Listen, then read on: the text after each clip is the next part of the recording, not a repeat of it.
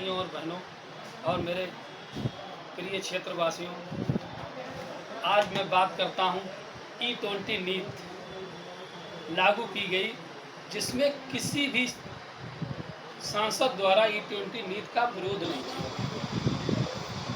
ये E20 नीति जनता की जेब और रसोई पर दोहरा बोझ दोनों को मिलाकर बनाई गई। आज मैं एक ऐसी नीति E20 की बात करना चाहता हूं जिसका सीधे असर आम आदमी की जेब और किसान की उपज और वाहन मालिक की चिंता से जुड़ा है। E20 नीति सरकार ने पेट्रोल में 20% एथेनॉल मिलाने की नीति को बढ़ावा दिया।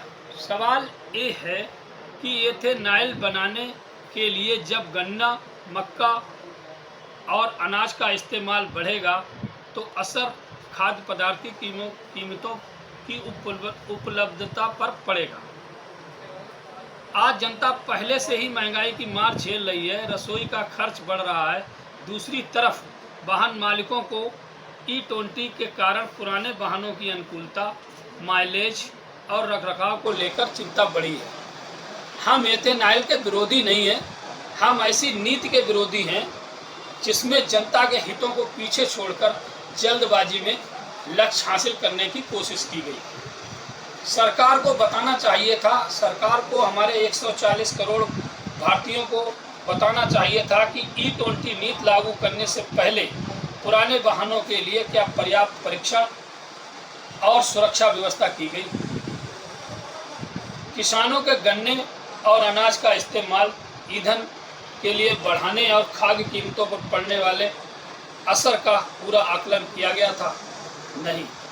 हमारी मांग साफ है, किसानों को उचित मूल्य मिले, गन्ने का मूल्य 600 रुपये मिले, उपभोक्ता को सस्ता भोजन मिले, वाहन मालिकों को सुरक्षित और किफ़ायती ईंधन मिले और ऊर्जा नीति का लाभ जनता को मिले। नीति ऐसी होनी चाहिए जिसका फायदा कुछ बड़े उद्योगपतियों को और चीनी मिलों को ना मिले और कीमत आम आदमी चुकाए। जनता की रसोई से बचे और जनता की गाड़ी भी, यही सच्चा जनहित है। मैं आपको जानकारी देना चाहता हूं दोस्तों, जब E20 नीति लागू हुई तब इसका विरोध हमारे किसानों के द्वारा, हमारी जनता के द्वारा, 140 करोड़ भारतीयों के द्वारा नहीं किया गया, जिसका सीधा सीधा असर हमारी रसोई पे पड़ा है। इसलिए मैं मांग करता हूं, भारत सरकार से मांग करता हूं कि E20 नीति वापस ली जाए। हमारा देश, भारत देश गन्ना निर्यात में विश्व में दूसरे नंबर पे था। आज हमारी एक कंडीशन आ गई कि हमें दूसरे देशों से चीनी मंगानी पड़ रही है कि जो हमारा देश भारत गन्ना में दूसरा उत्पादक देश है विश्व में, उसके बावजूद हमें चीनी दूसरे देशों से मंगानी पड़ रही है। इसलिए E20 नीति का मैं विरोधी नहीं हूँ, लेकिन E20 नीति वापस ली जाए जिससे हमारा किसान खुशहाल हो, हमारी जनता खुशहाल हो। जय हिंद, जय समाजवाद। आपका अपना पीलीभीत का बेटा एडवोकेट आदर्श पांडे, जिला सचिव समाजवादी पार्टी, पूर्व प्रत्याशी 26 लोकसभा पीलीभीत। जय हिंद, जय समाजवाद।